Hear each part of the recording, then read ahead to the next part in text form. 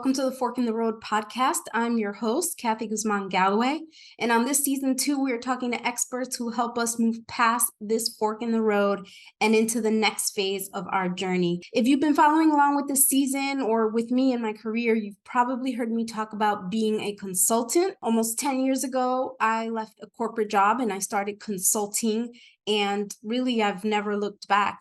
I've talked a lot about the many benefits of this career choice, and you may have heard me talk about the Consultant Launch course. In this course, I help you get your consulting business up and running, including everything from setting your intentions, creating an actual business, pitching and pricing, and much more. So I thought it would probably be helpful to take a little time to talk about what a consultant actually is and does.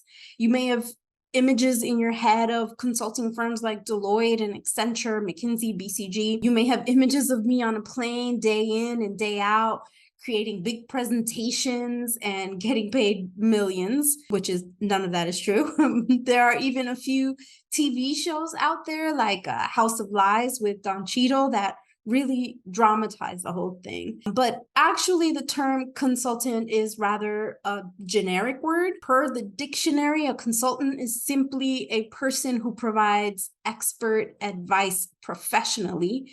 And there may be many people out there with all kinds of job titles that are by definition consultants. So whether you decide your job title has a consultant in it or not, consultant may be what you're doing. So let's talk about some of the things that define that. First, let's agree that a consultant is someone who is hired as an external subject matter expert, meaning you'll not be hired as a full-time consultant anywhere except for consulting firms, obviously, who do hire consultants, and I will touch on that in a second. All other companies are hiring consultants on a temporary basis, which could mean an hour or several years. That is really dependent on the industry and on the work. And the important distinction there is that you are a consultant out on your own. You are not part of a larger organization, which by definition makes you a small business owner at the very least. Second, when I'm talking about consultants, I am not talking about getting hired by a consulting firm. I think this is obvious, but just to be sure, I'll say that those firms hire the way most organizations hire, for a very specific role within their organization with specific requirements and a formalized job with pay and bonuses, etc. When I'm talking about consultants, I'm talking about independent small business owners, people who own their business and run it themselves, as I do. They may or may not have employees, but they are definitely not part of a larger organization. That should, again, be obvious, but just to make sure that it's out there. So let's get into the more important elements, which is really the third and the final element, the most important of those. And that is that you have an expertise to provide. So as the definition implies, an expert who has an expertise and brings that to clients is a consultant. And that expertise is really fundamental to any consultancy and to every consultant out there. Your expertise is why an organization is hiring you. Now, there are a few different reasons why they might need to hire you, which I think helps to contextualize what a consultant truly is and what they do. One of those reasons is that they have a resource gap, meaning they have some open positions on the team, and so the folks that are left behind, they can't do all of the work. As an example, I'll share my very first role as a consultant was helping to fill a resource gap on a team whose manager was going on maternity leave. While she was out, I helped support the team in many of the same ways that she would have. I was there as an independent contractor, or quote unquote, a contractor. A contractor is completely industry agnostic, and the term simply means a resource that is there on a contract to provide defined services versus a full or part-time employment contract. A consultant can be a contractor if the relationship with the client is structured as such, with a defined project and the way that the client decides to structure that contract. But a contractor is not necessarily a consultant. Remember that a consultant has a specific expertise. And a company can hire contractors for all kinds of things, and they do, that do not necessarily require an expertise, or just a broad knowledge. And then depending on the kind of work you do, you might also be called a freelancer. And by definition, a freelancer is just someone who works for different companies at a time rather than being a full-time employee. And the freelancer term is more likely to be used in technology, communications, design, and those types of roles. And the key difference between a freelancer and a consultant is, again, the level of expertise. A consultant typically has a greater level of expertise and advanced knowledge or even education on a specific topic, much more so than a freelancer. And of course, a freelancer could also be, and likely is, a contractor, as the term contractor is about that contractual relationship with the company, not really about the work being done. So those terms can sometimes get confused with each other, and hopefully that helped to clarify that. Getting back to the reasons an organization may hire you, another one is because they have a knowledge gap, meaning they just don't know how to do a specific type of work. So imagine for a moment that a manufacturing team is interested in automating a part of their production operations. Now, they might have a full team on staff, and they're all really sharp and high quality employees who are excelling at the work that they do today. They just may not know how to automate. And in this case, they're looking for someone who can not only help get them to the automation, but also educate and train their team to be able to execute and manage this work moving forward. A consultant can provide this expertise as well as training as part of the implementation process. Finally, the last reason why a team may hire you is because they need specialized help, meaning they need the very specific knowledge that you have that they can't or won't build internally. The work that I do on product innovation is a good example of specialized knowledge. I've spent years working with consumer brands in ideating, designing, and really bringing to market new products. With that experience, I have developed frameworks and approaches that help us get from point A to point B faster, with greater strategic alignment on their goals, a product that delivers to a really specific consumer need and is really designed in a way that's feasible and viable for their business. One of my client personas are small to mid-sized businesses. These teams are often under 15 people in the whole marketing department versus, say, 50 to 200 in the really large marketing teams. And they often don't have the specialized expertise in creating product innovation because it's not work they'll be doing on a consistent basis. They do not need to learn how to do it or bring it in-house because they may create a pipeline of product ideas that fill their business for the next 2 years. So they need someone like me to guide them through a process that gets them to that immediate goal. And that specialized knowledge that I bring with me and use to guide them through the process, I then take back with me because I'm not really educating them. I'm using my expertise to help them get there.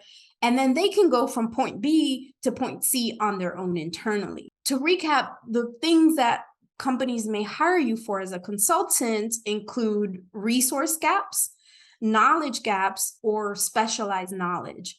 And these reasons for hiring a consultant are true whether you're in marketing like I am, or you're a financial expert, a data expert, operations expert, design expert, human resources expert, a mindfulness expert. Whatever kind of expertise you have can neatly fit into the universe of a consultant.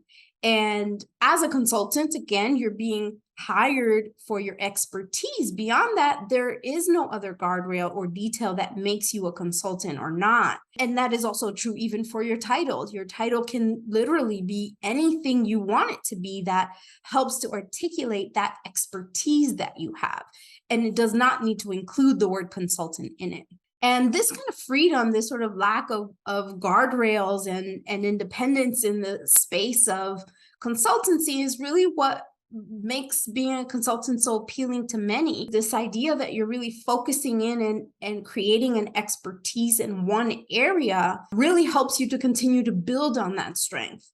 You can keep expanding on your expertise, which helps you provide even greater value, which completely fuels the soul, right? I mean, we're all here to try to deliver some greater value to whoever we're working with, organization, as a full-time employee or not. You want to have greater value that you offer, and honing in on that expertise helps you do that. I'm sure you've had the experience that you were working on something that in the end you knew was going to just sit in a drawer, that it wasn't really going to be making a difference. And instead you could have been doing this other thing that you would have been able to hit out of the park, would have created all this value.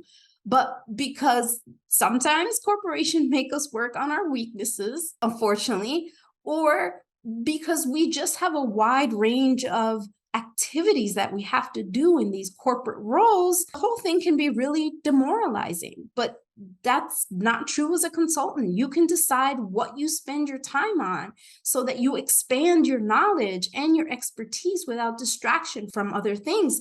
Beyond that, as a consultant, you can focus on something you love to do.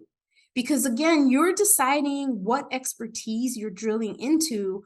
You can be sure it's what you actually want to spend your days doing, instead of spending just 20% of your time on what you love and 80% of your time in meetings or doing administrative work or tasks that you just don't enjoy. That certainly was true for me.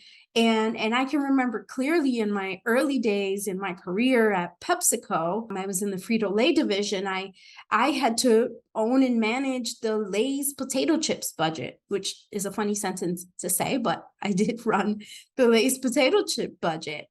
And we had a team of about 10 people that were spending money on a range of things across the team that totaled up to about $50 million for that total budget. And it was my job to take that budget and reconcile all of the things that the team was spending. Now, I'm really sorry if you're a budgeting and reconciliation expert, but I really, really hated doing that work. And I knew that leaving that world, I would never do budgets again. Now, Lay's was not the last budget that I managed. I went on to manage others as I was still in my corporate career. And it probably took about 30% of my time when I was on the Lay's team. And I dreaded it. And I know others who feel the same, whether you're stuck doing annual reviews or creating presentations or doing analysis or whatever it is, the thing that you really dislike. I know that you have those things. And as a consultant, you choose how you spend your time and whether to outsource the things that absolutely have to be done, which, by the way, I do a lot of. So these two benefits, drilling into an expertise that you have and getting to do something that you love, are actually two of the three components of finding your zone of genius. The zone of genius, if you're not familiar with the concept, is where your passion, your talent, and the market meets. So that third component then is the market, the needs of the people, your client, your audience. So if you do something you love and you're really good at it, and there are people who need it, who are willing to pay you for it, you have found yourself in the zone of genius. And really, there is nowhere to go but up from there.